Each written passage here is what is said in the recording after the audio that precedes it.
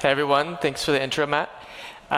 So I saw a couple hands on users, which is good to see. I was present at GopherCon EU last year and kind of did an intro presentation. And in a sense, this presentation today is giving an update on the project, where it's heading. I was expecting a couple more users, so I'll spend a little bit more time on just kind of explaining the project, its purpose, its place in the ecosystem. Thanks everyone for joining today. So I'm based out of San Francisco.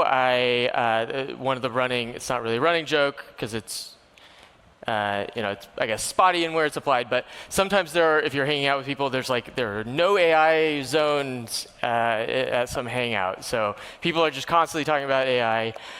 It was interesting last year to get some of the sense in the ecosystem here, in the community here.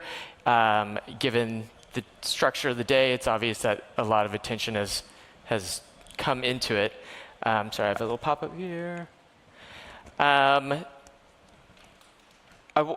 As you may be aware, again, I only saw a couple hands on the LangChain ecosystem overall. The space around ML and AI is dominated largely by Python today. I know not everyone is a gopher. I'm very much a gopher after doing many years of production Python deployments and running into slews of types of errors of doing large-scale production Python. I very much became a gopher for a lot of those reasons. As enormous amounts of investment and increasingly important systems that we're relying on in society are based on these tools, the production deployment story is increasingly important. I built LangChainGo to basically make production AI systems addressable by the Go language ecosystem space. So the issues that anyone's faced with when they're deploying production software aren't new, and so I don't need to belabor them here. In the context specific around, there's not a lot specific to AI systems except perhaps large model loads and increasingly just waiting on I/O. So I've given a little context on why I kicked this thing off. The actual genesis moment for the project is when I saw the project proper start supporting TypeScript, and I was basically like, hurrah, it's not necessarily just going to be Python in this ecosystem, a language which while I'm very fond of, as I mentioned, have moved away from. As soon as I saw that they were landing the TypeScript support, I was elated to think that here's a space where another language could be part of the ecosystem. So can I I know this is like a carry-on, we just had GopherCon. Can I get a quick rough show of hands of how many folks are using Go or have used Go, just to kind of, okay, this is all a bunch of gophers, okay. Great. And you're not LangChainGo users. OK, another quick audience poll. Who has done some inference, called LLMs from Go? Is it mostly direct calls to Anthropic or OpenAI? I mean, that was a given. So I was including the esoteric options first. So. I'm a huge Gemini fan and user. OK, interesting. OK, I should have asked that earlier. OK, well, given that there are a bunch of gophers, I don't need to explain why Go is good and where it fits in the ecosystem. Nor do I need to explain why Go is just a good system to build production tools with. I won't try to pull you guys too much, but I am curious, how many folks have come from previously deploying Python in production to now deploying Go? OK, decent number of hands. So are some of you just you learned Go and you're just directly building Go production systems? That's amazing. I wish I had done that. I could have avoided some pain. OK. So I need to pick up my time a little bit. So today, I've already given a little bit of framing about why I made it. You're all Go users and fans already. I'm going to talk about how the project has evolved, especially since my presentation last year. And then most importantly, and where I'll spend a good amount, is on where the project's going to go. So basically, where my head is around governance around the project, how to really take it from what was initially really just a prototype, an experiment, to something that has a large number of users. I met some new users yesterday, which was really great to have those conversations. Basically, how do we move this from TMC's project to something that makes sense for additional organizations to invest in and build upon? Lots of fun concerns there. OK, so a little bit about philosophies that go into LangChainGo. We had a little community day on the workshop day this week, and had some great assistance in a revamp. The revamp was in process, but we have a completely refreshed docs site for LangChainGo out and deployed. Surely a couple docs bugs in there. And one document in there that I spent a decent amount of time on is basically how I'm thinking about the architecture of the project overall, and the philosophies going into it.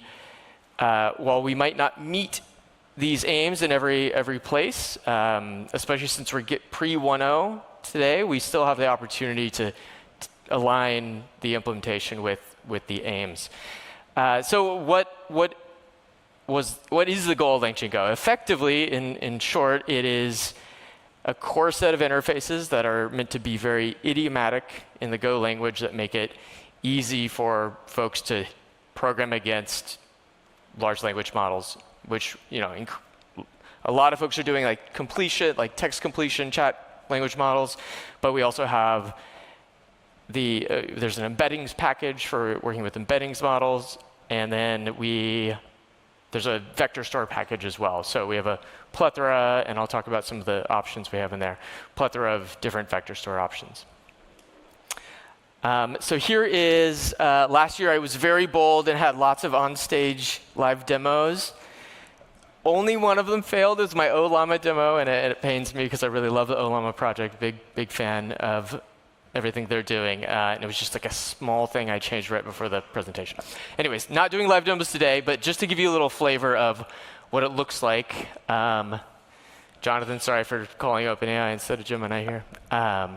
So obviously, you should not ignore your errors. But this is just a super high level of the smallest amount you can put into an editor to get some inference output. So it sounds like a lot of folks are calling vendor specifics in the context of using chat completion models.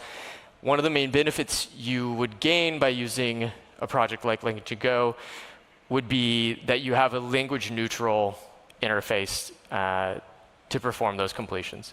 So while I, again, am a huge fan of Ollama, and I'm very supportive of enabling and increasing the capabilities of local models, it is the case that, I'm loving how Google's giving us these experimental models very rapidly. They're highly capable, and even if you have a good amount of RAM, you're not going to meet the performance of a large hosted foundational model. OK, so I already mentioned that we have the models layer. The LLMs layer is especially ahead of 1.0, I think some interesting design conversations we'll have will include package topology, package design. Today, if you asked me, and I'm up here giving some opinions, I think we let a few too many concepts creep into the LLMs package. And so that's one area that, as I get into governance and how I'm thinking about evolving the project in the future, there will be discussions around it. But today, basically, LLMs is going to be your entry point for making calls to language models.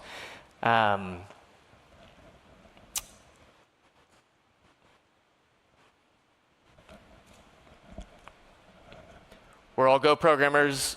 We all know that you should use context, and you should use small interfaces. You should be philosophically aligned with standard lib approaches.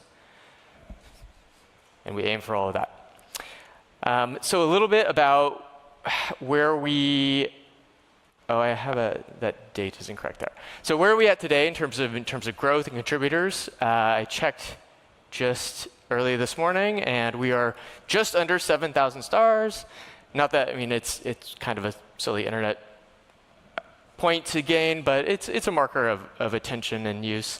We have 160 different contributors, which is great.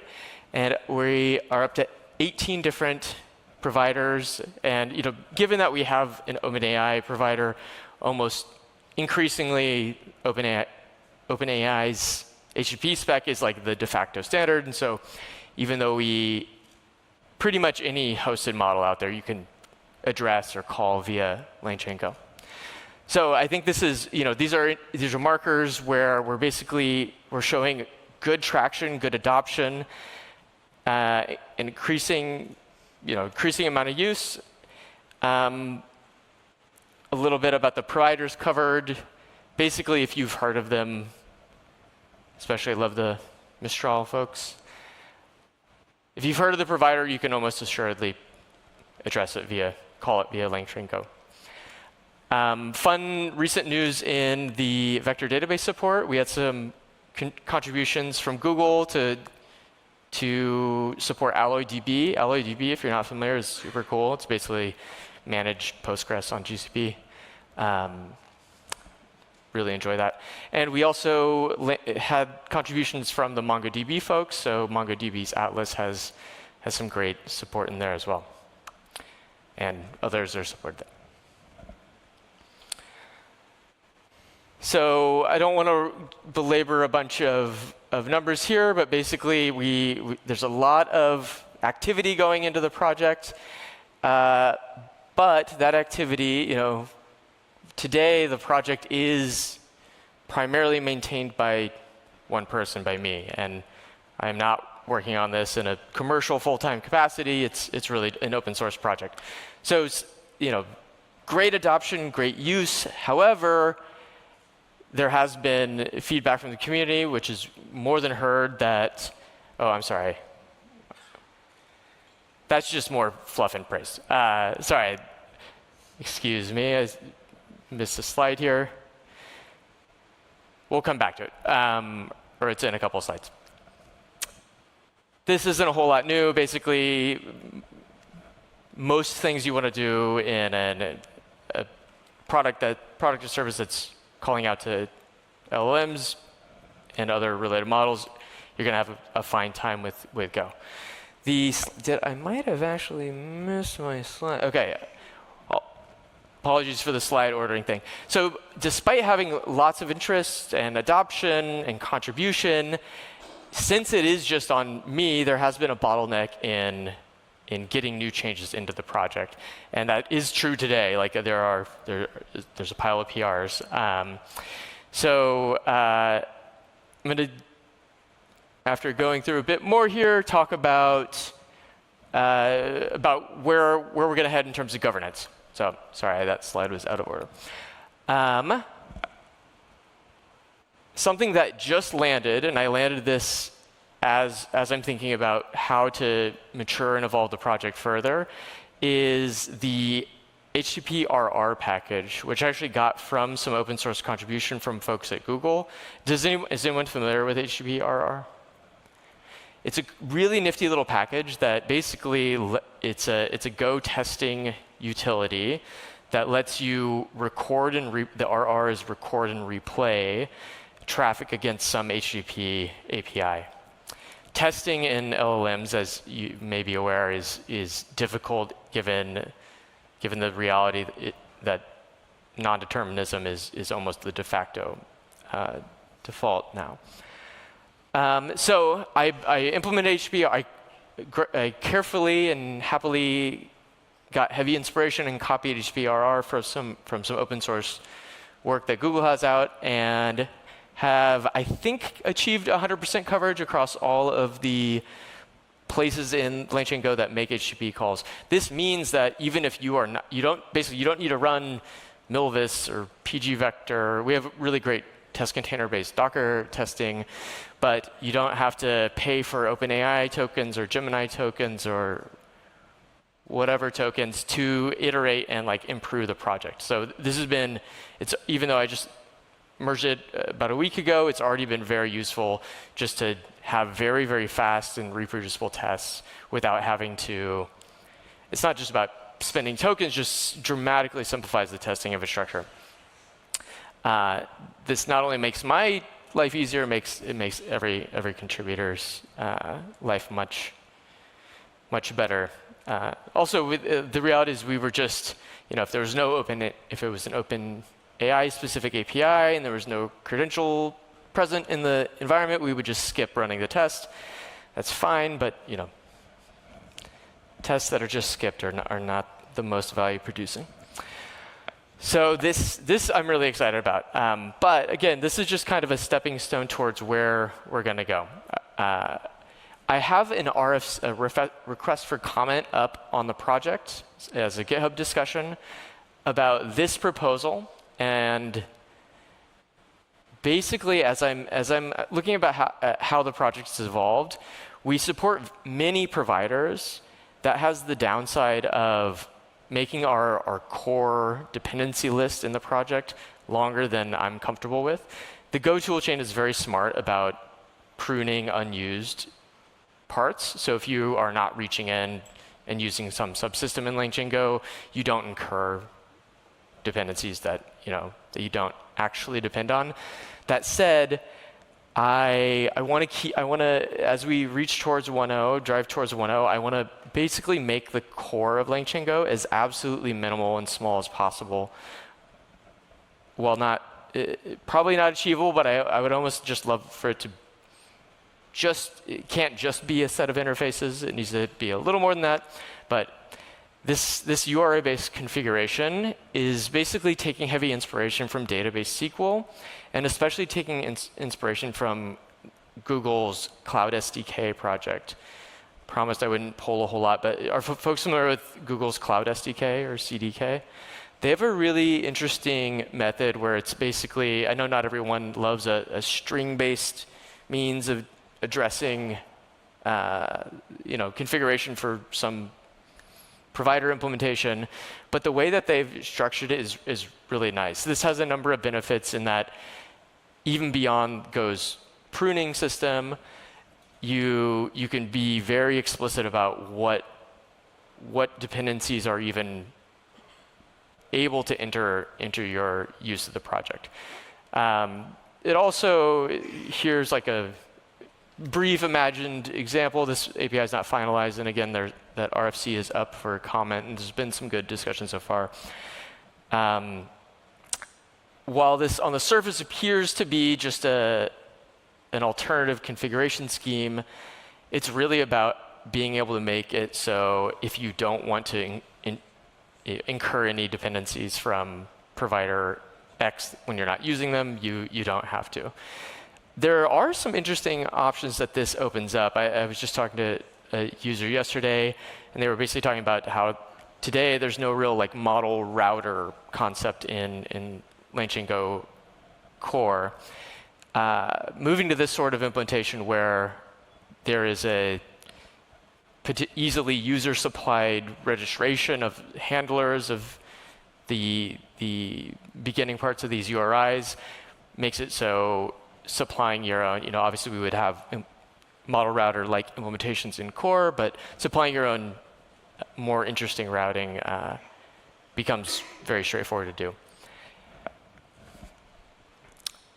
So I touched on this already, but it's just me still. Again, a couple more commit bits are out there, but I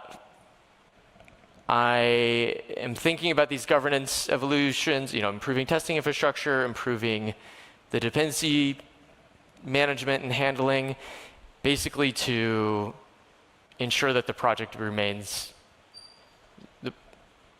something that folks are contributing to, are building upon, and that the way we build is not bottlenecked on a single person. So some of the ink isn't dry on some of this, and while this particular proposal that I'm going to describe shortly is not up yet, it will be up shortly.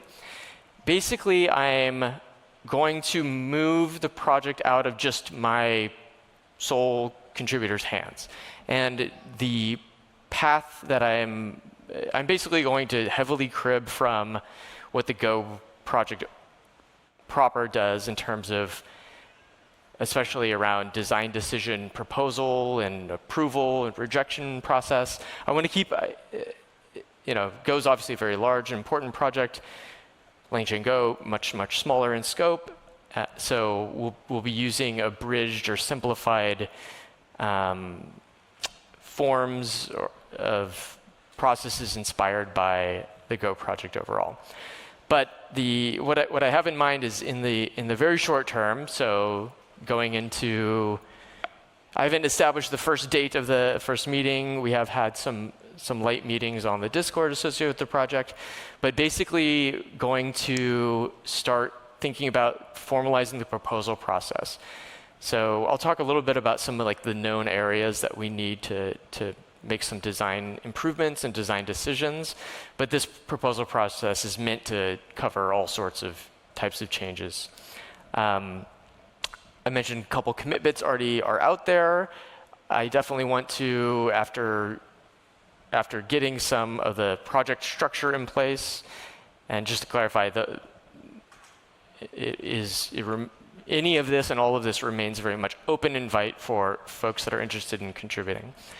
But I specifically want to find the way to identify additional core maintainers that are likely in some slightly privileged position in terms of making, approving certain types of proposals or making changes that are quite core to the project.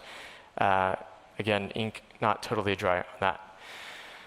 So I want to talk a little bit about where the project is at right now, and basically where. Cheers.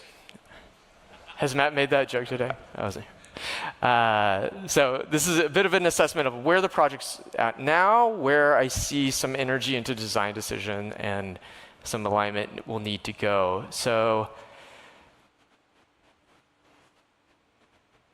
the URI, while I say 80% there, I haven't pushed it yet. So 80% is maybe a little ambitious, but working well.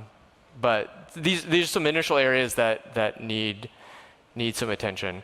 One thing that I mentioned, testing infrastructure here, that's rolled out.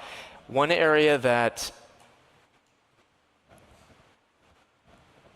I'm excited to put energy into that's going to make supplying new backend providers much easier is basically, I don't know if it would be LLM test or embedding test or just provider test, but basically have a test package that can represent common needs across different provider implementations. If you guys have been following the FSFS package, not just package, but FS package and FS interface definition process, StandardLib has a really nice FS test package, which is basically if you're going to implement an FSFS in Go proper, using FS test is a great way to tell that it's basically a battery of conformance tests. So that's really an area in terms of testing infrastructure.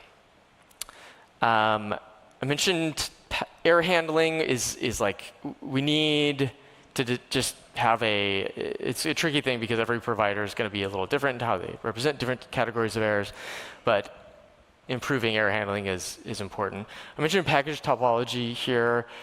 We had a couple things sneak in that kind of violate some rules on the list to fix, but I've also landed some basic stack analysis tools in the project to basically ensure the types of dependencies within the project conform to some small set.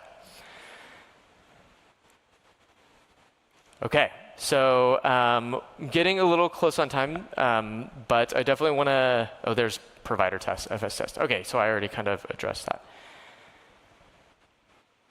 Maybe goes unsaid, but just to touch on the provider and registry model, it may be obvious, but the kind of URI-based scheme approach would be satisfied with some registry type concept.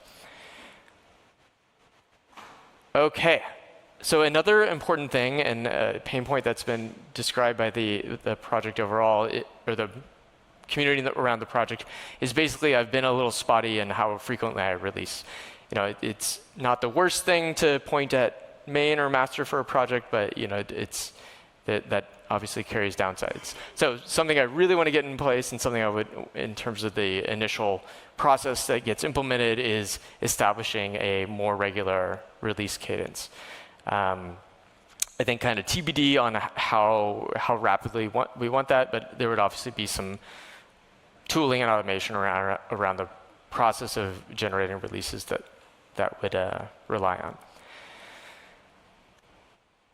OK, so I already kind of described like the inspiration here is basically like leaning on what the Go project does overall, and basically taking and simplifying what we need from it and to apply to the project. That is a lot of recap. Basically, to wrap things up here, I want to talk about how you can participate and get involved. My talk last year was basically like a call for contributors, and I got tons of contributors. And then I unfortunately allowed myself to kind of be bottlenecked. So there's another call for not just PRs and contributions, but helping shape how this project, how the governance and management of this project plays out. Can be super important work, and get LangChainGo to be, it's already it's fulfilling an important role in the Go LLM ecosystem. Maturing the project further, I think hopefully I find that type of work interesting. Not only I hope you would find it interesting as well, but just will help cement Go as a contributor in this space for longer.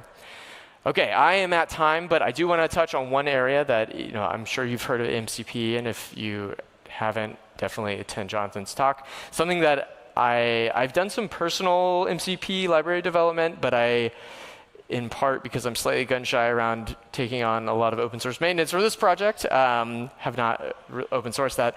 But I've been watching the work they've been doing there very closely, and I'm very excited about it. And integrating very well with the official Go MCP, if and when it exists, is something that I think would be a really great thing. If you attended there's a workshop that developed an MCP server and used a bridge to LangChainGo. So you can use them together in some sense today, but getting really great first-class MCP support is something I would love to see. OK, so how do you get involved? The project, I'm TMC on GitHub. TMC LangChainGo is the project. You'll find a link to the Discord there.